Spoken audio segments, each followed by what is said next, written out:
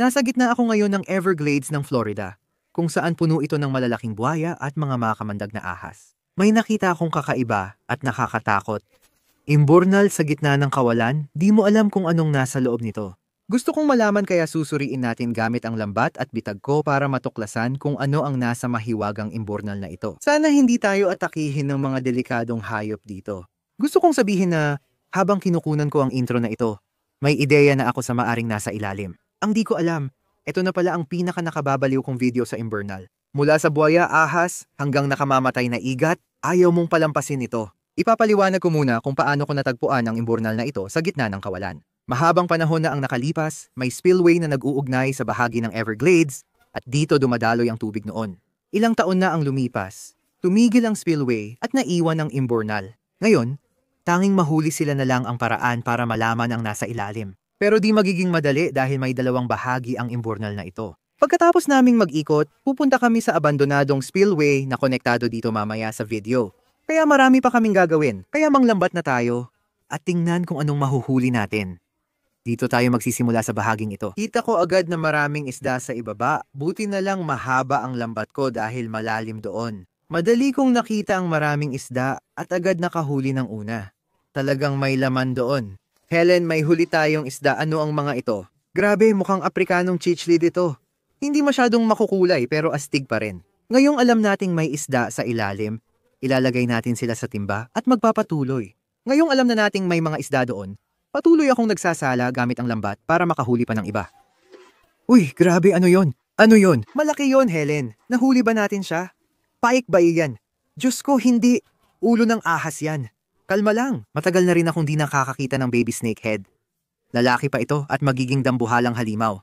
Sobrang invasive nila sa South Florida at kahit na ang astig ng itsura niya, sa kasamaang palad, hindi natin siya pwedeng gawing alaga. Illegal yon. Kaya kailangan nating ibalik siya sa imburnal. At meron din tayong isa pang isda dito. Ito ay isang spotted tilapia.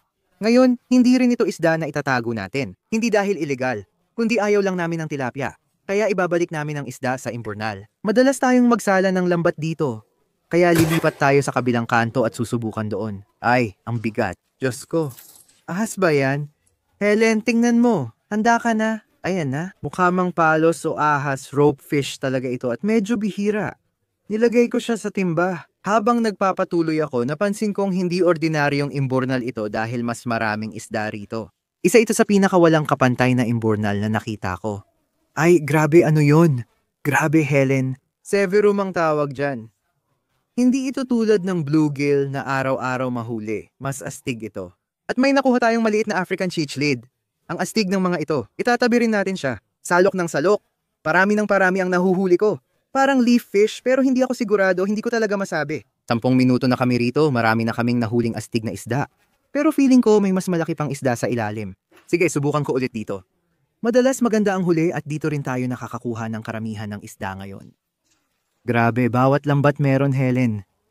Siguro kasi nasa gitna itong imburnal at walang pumupunta rito. Hindi pa ako nakakakita ng ganito karaming isda sa buhay ko. Tignan mo, may maliit tayong Oscar, ang astig, at isang napakagandang clown. Knife fish, ang ganda niya.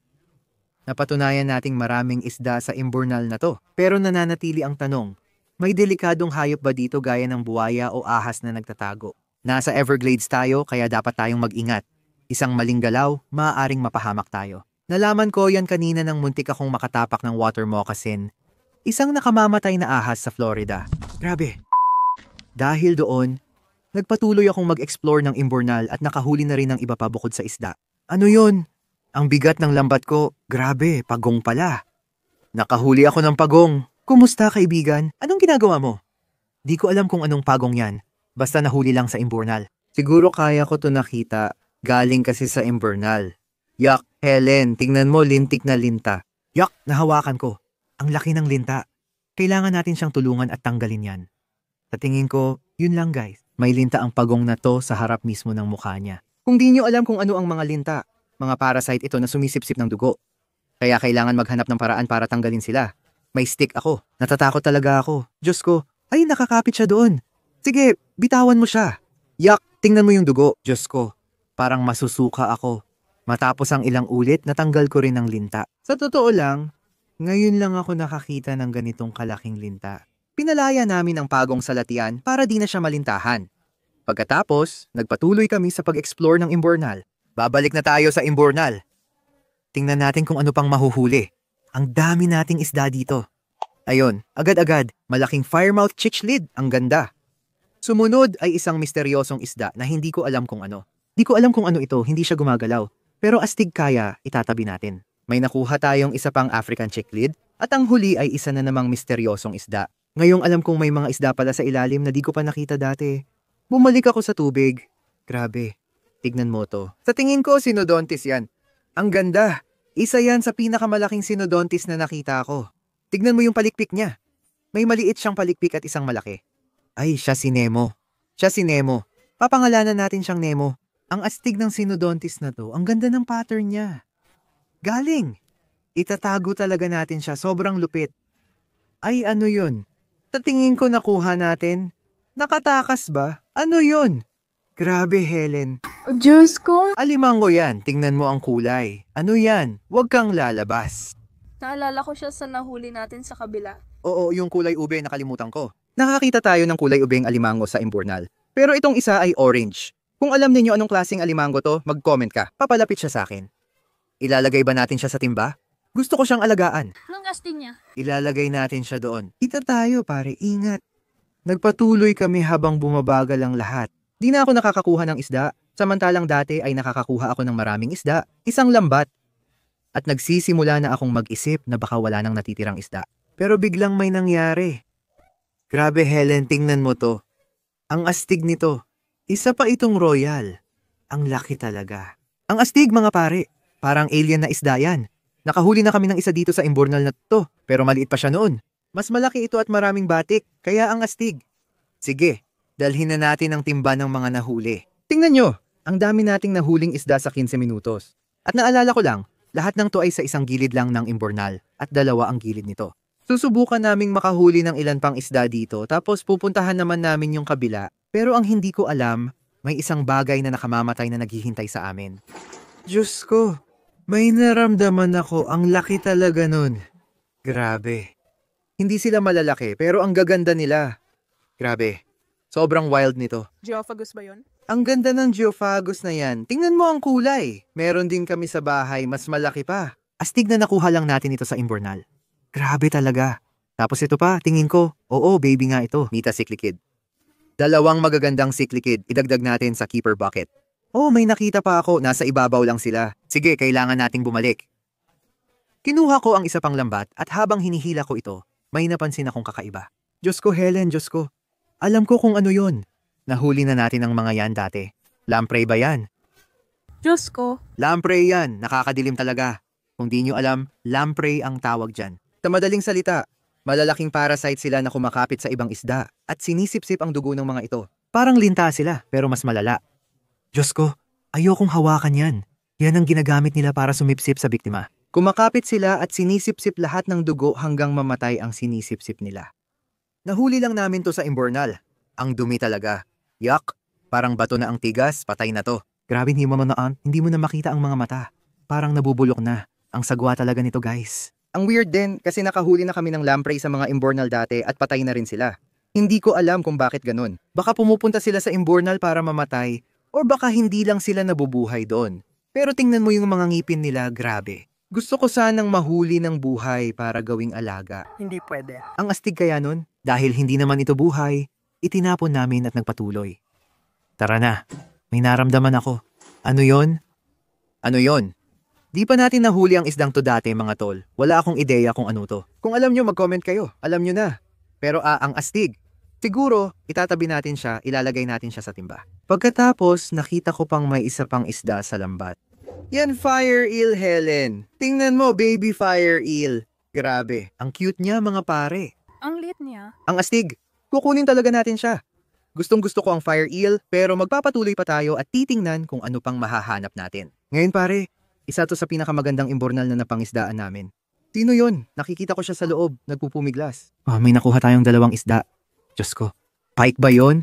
Grabe, pike nga yon. Hindi yan snakehead. Wow, ang ganda ng pike na iyan. Ilalagay natin sa timba. Sige, ikaw na. Nakuha rin natin ang maliit na Florida gar. Katutubo sila dito. Kaya malamang ibabalik natin siya sa tubig. Marami na tayong astig na isda, pero habang nagpapatuloy, mas kakaiba pa ang mga isda. Sa harap ng lagusan.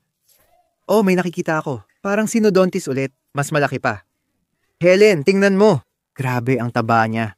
Di ko alam anong klaseng sinodontis yon, hindi yung karaniwan. Ang astig. Tingnan niyo yung mga batik niya. Kayo, nahuli sa timba. May iba pa ba? Oh, sandali. Grabe, Helen. May ulang dito na muntik ko nang di mapansin. Hindi siya karaniwan, may kulay kasi. Walang masyadong kakaiba, pero may pulang kaunti at orange. Ang astig niya. Sa tingin ko, isasama ko siya sa iba pang ulang sa amin. Ayun na pare, Helen, may mas malaki doon sa gilid. Kita mo, ayun oh. Di ko alam kung ano yun, pero ang laki. Sa totoo lang, nakuha ko siya. Nakita ko siyang pumasok sa lambat. Helen, alam mo ba kung ano yon? Tama ba? May napakalaking frontosa dito. Ano nangyayari? Ito na ang pinakamalaki kong nahuli. Mahal din ang mga ito. Siguro mga $200 ito. Mas malaki pa sila minsan. Pero maganda na rin laki nito. Astig talaga. Sige kaibigan, babalik tayo para tingnan kung may makukuha pa tayo. Hindi ko alam kung paano natin mahihigitan yon. Akala ko hindi nalalala pero gumanda pa. Grabe, tignan mo. Isa na namang apoy, isa na namang alimango. Tignan mo kung gaano siya kaganda at tindi ng kulay. Gusto ko malaman kung anong klaseng alimango ito mga tol. Comment kayo kung alam ninyo. Ilagay natin sa timba, may mas matindi pa tayo. Tignan mo, napakabagsik ng fire eel na ito. Lalo na ang kulay niya. Ang ganda talaga. Sige, ilalagay natin siya sa timba kasama ang mga kaibigan niya. Kumuha ako ng isa pang lambat at inabot hanggang ilalim. Ang bigat. May nakuha talaga tayo. Ay grabe. Tignan mo ang laki ng Oscar na yan ngayon. Karaniwang isda sa Everglades ang mga Oscar. Pero ang laki nitong isa. Ilalagay natin siya sa timba. Grabe. Ngayon alam na nating may malalaking isda roon. Halimaw talaga. Nakakita pa ako ng iba kaya kumuha ako ng isa pang lambat at nahuli sila. Helen, may 5 pang isda dito. Seryoso ka ba? Tingnan mo, may mas malaking crawfish. Pansinin mo yung pula sa kanya. Sige, itatago ka namin. Uy, ano yon? Tingnan mo yung buntot niya. May kakaibang disenyo yung buntot niya.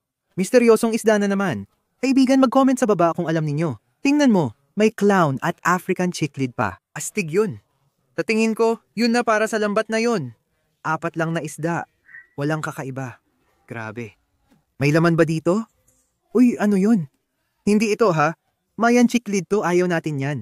Pero ano to? Uy, baby green tear yan. Ang astig nun. Gustong gusto ko ang green tears. Ang gaganda nila pag lumaki. Grabe, ano kaya yun? May nakuha pa ba tayo sa lambat? Parang catfish ito. Sa tingin ko nahuli na natin ito dati pero di ko pa rin alam ang pangalan. Mag-comment kayo sa baba kung alam ninyo. Ang astig nun. Tignan nyo. Sige mga kaibigan. Sa tingin ko maglalagay pa tayo ng lambat dito. Tapos lilipat sa kabila para maglambat din. At meron ding 2 bitag sa isda na ilalagay natin pagkatapos natin maglambat. Mas marami pa tayong mahuhuli. Mamaya sa video, pupunta tayo sa abandonadong spillway sa gabi para maglagay ng bitag ng isda. Siguradong wild ito. Sino kaya ang makakaalam kung anong mahahanap natin? Sana maganda ang makuha ko. Uy, may nakita akong kulay. Grabe Helen, tignan mo to. Ang pinakamalaking crawfish na nakita ko. Ang laki at tingkad ng orange nito. Tignan mo, may isa pa tayo. Normal ang kulay pero laki ng orange na ito. Ang astig. 2 sobrang astig na ulang. Itatabi natin pareho itong mga to. Ilalagay sa timba. Tapos, ay grabe! Isang baby na sinodontis. Grabe ang cute niya. Mukhang maliit na albino na sinodontis yan sa tingin ko. Pero wala siyang pulang mata di kaya ang weird talaga. Kinuha ko na yung huling lambat ko sa side na to ng imburnal. At may nahuli akong kakaiba. Mabigat. Mukhang may nakuha tayo. Ay, 2 pala. Uy, isa pang ahas. Igat ba yun yan? Grabe. Nakuha rin natin tong batang snakehead. Baka siya rin yung isa kanina. Di ako sigurado. Kailangan siyang ibalik sa imburnal. May nakuha rin tayong parang igat. Tignan mo. Hindi siya fire eel dahil walang pula. Di ko alam anong klaseng igat, pero siguradong spiny eel siya. Itatabi natin siya sa keeper bucket. Mga pare, alam nyo na oras na pupunta tayo sa kabila ng imburnal. Ikot natin ang lambat doon para makita kung anong nabubuhay sa kabila. Sa unang lambat ko, nahuli ko ang pinakadelikadong bagay ngayon. Tara, unang salok sa bago. Kailangan nating kunin, Diyos ko, Helen. Ano? Buhaya yan, baby pa. Tingnan mo, nanginginig ako ngayon. Nakahuli lang namin ng buwaya sa imburnal. Anong gagawin natin? Hindi ko alam. Hindi natin pwedeng hawakan yan. Illegal yon. Ang wild nito. Grabe ang liit niya. Pinakamaliit na buhaya yan na nakita ko. Grabe pare. Dapat nating dalhin si kuya sa dati ring latian. Kinuha namin ang pagong dahil bawal siyang hawakan ayon sa batas. Kaya dinala namin siya sa latian bilang bagong tahanan. Grabe, kakahuli lang namin ng buhaya. Ang lupit. Kahit nakakabaliw makahuli ng buhaya sa Imbornal, hindi ito ang huli naming mahuhuli sa video na ito. Ngayon, nag-explore kami sa Imbornal para makita kung ano pa ang nandyan. May mga isda rin dito, tignan mo. Isa pang maliit na Midas chichlid at may nakuha pa kami. May pumapalag. Saan na yun? Ayun pala, tignan mo, parang uri ng hito. Ano yan? Di ko alam anong klaseng hito yan, pero ang astig. 2 isda sa lambat. Wala nang buwaya. Sabi ko na nga ba? Ilalagay natin ito sa timba ng mga itatabi at magpatuloy tayo. Sana may mahuli pa tayong iba. Kita mo, hindi ako makababa dahil sa takip na yan. Grabe, may nahuli tayo. Nagulat talaga ako. Isa na namang Synodontis. Pinakamaraming nahuli ko sa isang video. Ang astig talaga. Isasama natin si kuya sa timba. Bihira tayong makahuli ng convict chichlid na ganito. Astig talaga. Itatabi natin siya. Balik tayo doon. Baka makahuli pa ng isda. Meron na ulit. Walang buhaya. Ayos. Lungfish ba yan? Helen, tingin ko lungfish nga. Oh, may parang braso siya. Lungfish talaga, grabe. Ang cute niya. Grabe. Mga kaibigan, isa ang lungfish sa mga paborito kong isda. Ang astig nila at lumalaki talaga sila. Kaya ang astig nito. Siguradong itatago natin siya. Turiin ulit, baka may iba pa dito. Ay grabe, tingnan mo yan. Isa pang puting Synodontis. Astig yan, mas malaki ito. Napansin ko rin sa pangalawang Imbornal, mas mahirap magnet. Dahil may malaking bakal na sumasakop sa kalahati nito. Kaya kinailangan kong itigil ang pag-explore sa Imbornal. Ibinaba ko ang lambat sa huling pagkakataon. At may naramdaman akong mabigat. Pero sa kasamaang palad, isa na namang lamprey lang. Seryoso ka ba? Buhay pa ba? Grabe. Kadiri talaga. Ayoko ng ganito pero gusto ko pa ring makahuli ng buhay. Tingnan mo yung mga ngipin niya. Kadiri talaga siya. Mukhang nanay lang niya ang may gusto sa kanya. Balik na lang natin siya sa Imbornal. Anong gagawin sa patay na lamprey? Paalam kaibigan. Dito na magiging interesante. Pareho ng pain, cat food, ang fish trap ko. Ibababa natin sila isa sa bawat gilid at iiwan dito buong araw. Kung ano man ang nasa ilalim, sana maamoy nila ang pain at pumasok sa trap. Simulan na natin. Ibinaba ko ang unang bitag sa isda at inilagay ko ito sa gitna. At habang hinihintay kong tumama ito sa ilalim, napagtanto ko kung gaano kalalim ang Imbornal na ito. Ibig sabihin, pwedeng may kung anumang nandyan sa ilalim. Heto na ang pangalawa, dito mismo. Tulad ng sabi ko, dahil may malaking bakal dito, kita mo naman, di lumulubog ang bitag, di masyadong malalim. Yung mga butas ay nasa ilalim lang, kaya kung ano man ang nandyan sa ilalim, pwedeng pumasok sa bitag. Naglibot kami sa Everglades habang nakababad ang mga bitag ng isda. At nakakita pa ng mas maraming ahas at buwaya. Pero habang lumilipas ang araw, nagpasya kaming bumalik sa Imbornal para tingnan kung ano ang nahuli namin. Mas gabi na, 3 oras na mula nang inilagay namin ang bitag ng isda. Ngayon, titingnan na namin kung may nahuli. Sana may kakaiba. Sana walang buwaya, ahas o hayop na pwedeng pumatay sa amin doon kasi ang pangit nun. Nihanda ko na ang timba at nagpasya akong simulan sa ikalawang bitag. Sobrang bigat at nagsimula na akong makakita ng maraming isda, kaya hinila ko ito pataas para makita kung ano ang nahuli natin. Heto na, sige tingnan natin nakuha natin. May maliit at makulay na hipon. Kukunin natin siya. Grabe ano yun? Ang ganda niyan Helen, tingnan mo yung Midas chichlid. Wow, orange ang palikpik niya. Ang astig nun. Ano pa kaya meron tayo? Tingnan mo yan. Ang ganda ng asul na akara at chichlid dyan. Grabe Helen, nahuli natin ang pinakamalaking Synodontis. Grabe ang laki nito. Diyos ko, pinakamalaking Synodontis na nakita ko ito. Mga pare, tingnan nyo siya sa tabi ng mukha ko. Kasing laki siya ng ulo ko. Marami kaming nahuling Synodontis kanina habang nangingisda kami. Kaya ang astig nito. May nahuli tayong dambuhala sa bitag at isang Midas chichlid na kulay orange, hindi katulad nung isa. May isa pa rito. May nakuha tayong maliit na plako pero normal ito, kaya ibabalik na lang natin sa kanal. May nakuha tayong maliit na African chichlid at hoblo catfish. Sa tingin ko yun na yun. Mas mababaw ang kanal ngayon at konti lang ang nahuli nating isda. Sa susunod na bitag, siguro mas marami tayong mahuhuli. Heto na. Sige, sobrang excited ako para dito mga tol. Ibubuhos na natin ngayon. Ang bigat pala nito. Ayan na. Wow, grabe. Naririnig mo? Ang daming isda dito, grabe. Oh, mas marami talaga dito sa trap. Na to kaysa sa isa. Tignan mo to. Grabe agad-agad. Tignan mo to. May higanting albino plako dito. Helen, tignan mo. Ang astig niyan. Kasing laki siya nung isa sa trap, pero albino ito kaya mas astig. Nakuha natin siya. May makulay ulit na ulang pero isang kamay lang. Ang weird, baka nag-aaway sila sa ilalim. Isa pang malaking firemouth chichlid at Midas chichlid. Ang dami talagang chichlid dito. Sa palagay ko malaking convict chichlid yon, puti lang. Astig siya. May isa tayong snakehead, kailangan ibalik. Pasensya pare, kailangan mong bumalik. Nakuha na natin yon. Ang daming fire eel dito. O isa pang maliit na baby green tear. Sa tingin ko, 2 na lang ang natitirang malaking fire eel. Akala ko 3 sila, pero ngayon 2 lang nakikita ko. Mahirap silang hawakan pero may malaking fire eel tayo dito. Ilalagay natin sa timba. Ang pangalawa, mas malaki ng kaunti. Yan na ang lahat ng isda sa pangalawang bitag. Ang dami nating nakuha. Tingnan mo't puno ng isda ang timba. Ang galing. Dadalhin na natin lahat ng isda na nahuli natin papunta sa bahay ko at ilalagay sila sa bago nilang tirahan. At pagkatapos, pupunta tayo sa abandonadong spillway na konektado sa imburnal na ito. At ilalagay natin doon ang ating mga bitag. Sana makahuli tayo ng kakaiba. Kaya magkita tayo ulit sa bahay ko mga pare. Dahil nahuli natin lahat ng isda mula sa maruming imburnal, ilalagay muna natin sila sa quarantine pond ko. Sa ganun, mabibigyan sila ng gamot at masisigurado nating wala silang sakit. Pagkatapos, pwede na silang ilagay sa mga pond at aquarium ko. Tara, lagay na natin sila sa quarantine pond. Sige, heto na tayo. Tignan nyo to. Grabe. Tignan nyo tong butas na to. Sobrang lupit nito mga pare. Ayan na silang lahat. Ito na yata ang pinakamaraming isda na nahuli natin sa imburnal. Grabe. Oras na para pumunta sa abandonadong spillway, pero may kaunting problema. Nagdilim na sa labas at ang nasa gitna ng Everglades sa gabi ay medyo nakakatakot. Sige mga pare, o gaya ng nakikita ninyo, gabi na at nandito kami sa abandonadong spillway. Maraming insekto kahit saan. At nakita na rin namin ang una naming ahas. Wala akong alam sa uri ng ahas, pero sigurado akong napapalibutan kami ng dambuhalang buhaya at maraming ahas. Kailangan naming sobrang mag-ingat sa spillway na ito dahil posibleng may anumang nilalang na nakatira sa loob. Kunin na natin ang bitag para makita ang mahuhuli. Malalim ang spillway, kaya may 50 talampakang lubid akong nakakabit para di natin ito maiwala. At nilagyan ko rin ito ng pain na pagkain ng pusa. Kaya kung anuman ang nasa ilalim, maaamoy nila ito at papasok sa bitag. Eto na mga pare, ilalagay na natin ang unang bitag. Ayan na, Diyos ko, ang delikado nito. Sige, sa tingin ko sumayad na sa ilalim mga pare. Nailagay na ang unang bitag ng isda. Excited akong makita kung anong mahuhuli natin dito sa spillway. Matagal na itong nandito at pwedeng kung ano-ano ang nasa loob. Kaya kunin na natin ang pangalawang bitag at ihulog na rin. Tara na, nakuha na natin ang pangalawang bitag.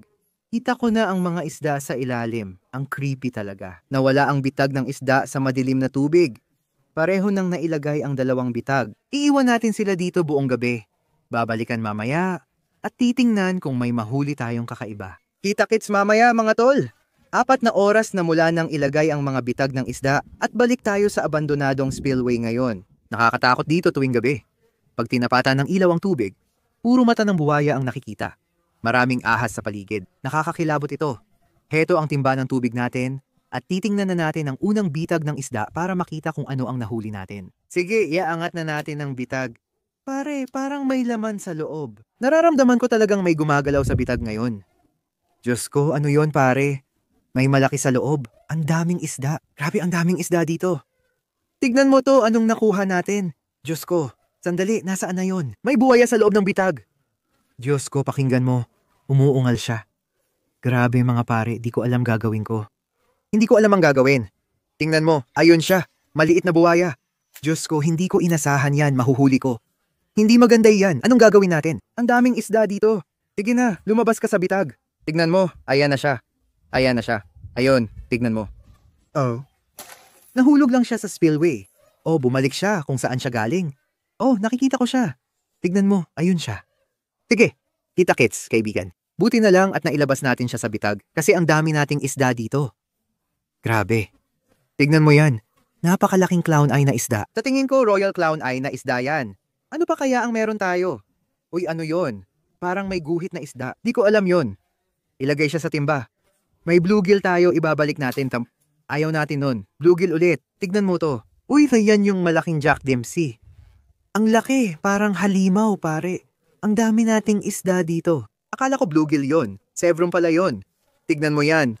Green severum yan. Oh, sige, itatabi natin siya. Grabe bro. Tignan mo to. May crawfish dito, grabe. Parang makulay siya. Ha? May pula at orange siya sa katawan. Ang astig nun. Tingin ko may isa pa tayong isda. Ano kaya to? Parang plate. Uy, grabe pare, tingin ko Royal Placo yan. Ang astig nun. Sobrang liit pa, baby pa talaga. Nagulat talaga ako, hindi ko alam bakit. Nahuli natin ang buwaya sa bitag. Di ito ang unang beses kong makahuli ng buwaya, pero di ko inasahan yon. Pero kung tutuusin, may sense din. Habang papunta kami rito, nakita namin ang maraming buwaya, pati maliliit. Lahat sila naglabasan. Kaya sana, sa pangalawang bitag, wala nang buwaya. Pero di natin alam. Tingnan natin kung ano ang nahuli natin. Tara, simulan na natin. Inaangat na natin ang pangalawang bitag. Parang magaan lang. Ano yon? Sandali, kita mo ba? Tignan mo, meron. Ahas ba yon, bro? Hindi lang tayo nakahuli ng buwaya at ahas sa bitag ng isda. Nagbibiro ka ba? Sigurado ako. Hindi ko masyadong nakita, pero parang may ahas dito. Kailangan nating mag-ingat. Hindi ko alam kung anong klase. Diyos ko, pwedeng makamandag yan, baka cottonmouth o kung ano man. Tingnan mo, ayun siya. Ano yon? Dapat ko na lang ba siyang kunin? Ay Diyos ko, yung ulo niya dumampi sa daliri ko. Pare, baka kailangan ko na lang siyang hilahin palabas. Ang daming isda dito. Diyos ko, nakuha ko ang ahas. Nakuha ko ang ahas. Diyos ko. Anong klase yan? Hindi ko alam. Sige, tapos na ako sa kanya. Lumayo ka na. Sige, lipat na lang tayo dito. Tignan mo to. Ang daming isda dito. Kalimutan na ang ahas, may bluegills tayo. Tingnan mo, may maliit na fire mouse chichlid. Ang ganda. Grabe pare, may mas marami pa tayong fire eels. Malalaki to. Tignan mo to. Tignan mo yung fire eel. Sobrang laki niya. Ilagay natin siya sa timba. Grabe. May fire mouse pa tayo, pati chichlid. Nandyan pa rin ang ahas. Umalis ka na. May crawfish pa tayo. Tignan mo. Parang kamukha lang nung isa. Ilagay mo siya sa timba. Oh, tignan mo yan. Nakuha ko yung isa pang fire eel. Nakuha ko yung isa pa. Sobrang laki niya. Ayan na siya. Ano yon? Maliit na African cichlid yan. Natingin ko, grabe. Grabe. Tignan mo, tignan mo, tignan mo. Doja loach yan, grabe. Malaki yan. Sa tingin ko, okay na. Tol, may nakuha pa tayong bluegill. Ibabalik natin sila. Puno ng isda, buwaya, at ahas ang mga fish trap na to. Tinititigan lang niya tayo. Parang, anong problema niya? Sa tingin ko, hindi siya makamandag dahil hindi tatsulok ang ulo. Nakuha ko na siya. Ilayo natin siya. Palalayain ka na. Sige na, malaya ka na. Umalis ka na. Kung alam mo kung anong ahas yon, comment sa baba. Sa palagay ko, hindi pa natin nahuli yon kaya nakakatakot. Hinawakan ko yon. Sana di makamandag, ang dami naming nakuhang astig na isda. Tignan mo. Hindi ganoon karami, pero may malalaking fire eel at maraming astig na chichlid kami. Ikaw, may nakuha kang ulang? Maraming isda dito sa spillway, pero parang mas marami pa kaming nahuli sa Imbornal. Mag-comment kayo kung gusto nyong bumalik dito at subukan pang mag-explore. Iuwi muna namin lahat ng isdang nahuli namin sa mga trap na ito papunta sa bahay ko at ilalagay sila sa bago nilang tirahan. Kita-kits mamaya. Ayun, nailagay na lahat ng isda na nahuli natin sa quarantine pond kasama ng iba pa. Kung nagustuhan nyo ang video, paki-like at mag-subscribe. Kita-kits sa susunod. Paalam!